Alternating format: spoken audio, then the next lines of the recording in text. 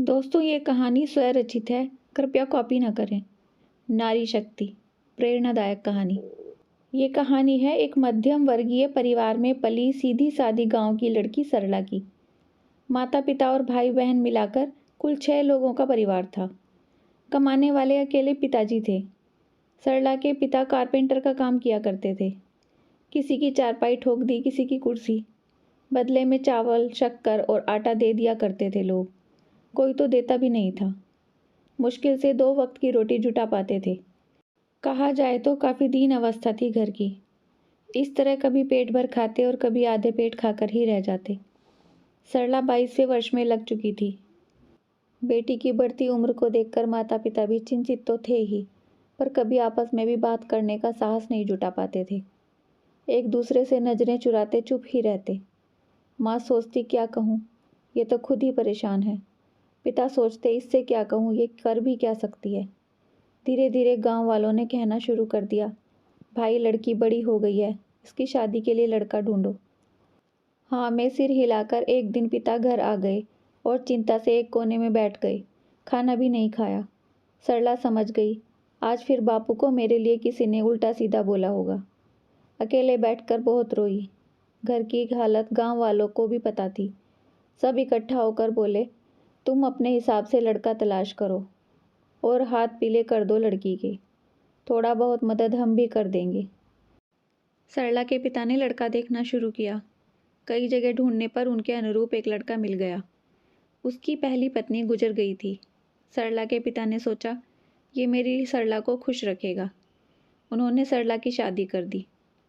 सरला का पति भी मेहनत मजदूरी ही करता था, फिर भी अपना और सरला का पेट भरने में सक्षम था। सरला भी संतुष्ट थी। वह अपने आप को खुशकिस्मत समझती। कभी कभी बैठे बैठे एकांत में अपने घर का ख्याल आ जाता, जहाँ पेट भर भोजन भी पर्याप्त नहीं था। यहाँ ऐसी कोई समस्या नहीं थी। सरला का पति भी उसका बहुत ध्यान रखता, उसकी हर इच्छा पूरी करने की भरसक प्रयत्न करता। दोनों का जीवन अच्छा चल रहा था। जब भी सरला का पति कोई मिठाई या फल ले आता, तो सरला के गले से नीचे न उतरता। मन में ख्याल आता, मेरे भाई बहन भी तो हैं, पता नहीं उन्हें भरपेट खाना भी मिला होगा या नहीं। और पति की आंख बचाकर थोड़ी सी मिठाई और फल छुपाकर भाई बहनों के लिए रख लेती। सरला का पति देख लिया करता, पर चुप रहता। दूसरे दिन जब सरला घर जाने का आग्रह करती, तो वो अनुमति दे देता और कुछ सामान और खरीद कर ला देता, बोलता बच्चों के लिए ले जाना। सरला घर पहुंचती तो भाई बहन सबसे पहले उसका थैला टटोलने का काम करते। इधर सरला माँ बापू के साथ बातों में व्यस्त हो जाती। सब कुछ ठीक था। एक सुबह सरला का पति काम पर जाते जाते कह गया, साग बना लेना, मक्का की रोटी के लिए आते हुए आटा लेता आऊँगा। शाम होने को थी। सरला ने साग बनाया और पति के लौटने की राह देखने लगी। बहुत देर हो गई, तब उसे चिंता होने लगी। घर की कुंडी लगाकर निकलने ही वाली थी कि देखती हूँ अभी तक क्यों नहीं आए। तभी एक मजदूर जो उसके पति के साथ काम किया करता था, हाँफते हुए आया।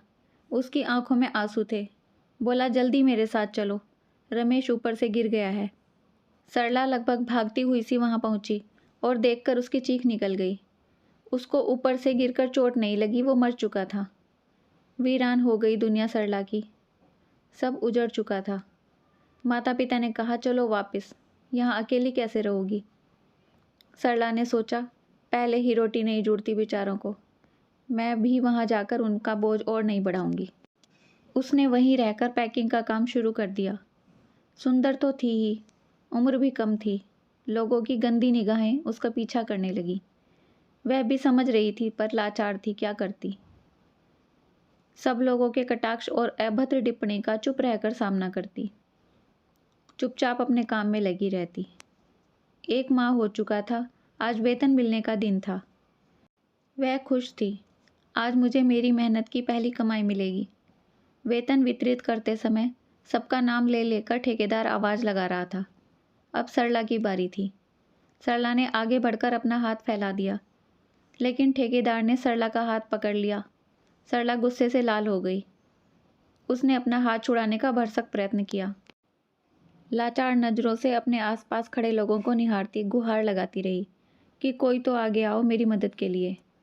किंतु किसी ने आगे बढ़कर ठेकेदार का विरोध नहीं किया। सरला समझ गई, कोई सहायता के लिए आगे नहीं आएगा। आंखों में आंसू और बेबसी थी। आज पति की बहुत याद आ रही थी। अचानक सरला ने अपने दोनों हाथों से अपने आंसू पोंछे और पीछे पलटकर ठेकेदार को जोर से धक्का देकर नीचे गिरा दिया। उसका ऐसा साहस देखकर ठेकेदार घबरा गया। आसपास जो लोग तमाशबीन बनकर देख रहे थे, वो सब सरला की ओर आगे बढ़ने लगे। बोले, बहन तुम चिंता मत करो, हम तुम्हारे साथ हैं। सरला की हिम्मत और बढ़ गई। उसने कॉलर पकड़कर ठेकेदार को उठाते हुए कहा, औरत की अस्मत पर गंदी नज़र डालने की भूल कभी मत करना। स्त्री जब सिर ढककर किसी देहरी में कदम रखती है तो बहू और पत्नी होती है। लज्जा से सिमटी सिकुड़ी। कलाई पर राखी बांधते वक्त इठलाती मासूम बहन जो भाई से अपनी रक्षा का वचन चाहती है और नेक के लिए जिद करती है। माँ बनकर ममता का अथाह सागर उड़ेल देती है संतान पर। वही स्त्री अबला समझकर कुदृष्टि डालने वाले तुझ जैसे राक्षस को चंडी बनकर सबक भी सिखा सकती है। स्त्री को कमज़ोर मत समझना, वो भावुक हो सकती है, भ्रमित नहीं। सबने सरला के साहस की सराहना की, क्योंकि आज उसने बता दिया था कि अपने साथ हुए अन्याय के खिलाफ आवाज़ नहीं उठाओगे तो ऐसे ही किसी न किसी ठेकेदार द्वारा छले जाते रहोगे, फिर चाहे वह समाज के ठेकेदार हों या किसी कंपनी के। कहानी का भाव ये है कि स्त्री कमज़ोर नहीं, वह दया, करुणा, ममता और प्रेम की पवित्र मूर्ति है। पृथ्वी की सी क्षमता, सूर्य जैसा तेज, समुद्र की सी गंभीरता, चंद्रमा की सी शीतलता, पर्वतों की सी मानसिक उच्चता एक साथ नारी के हृदय में दृष्टिगोचर होती है। कैसी लगी कहानी आपको? अपने विचार कमेंट्स में ज़रूर बताइए। और अगर अच्छी लगी है तो ज़्यादा से ज़्यादा शेयर कर दीजिए इसे अपने परिवार के साथ, अपने दोस्तों के साथ। और ऐसी ही इंटरेस्टिंग, दिल छू लेने वाली कहानियों के साथ जुड़े रहने के लिए चैनल को सब्सक्राइब कर लीजिए और साथ में आए बेल आइकन को भी ज़रूर प्रेस कर दीजिए।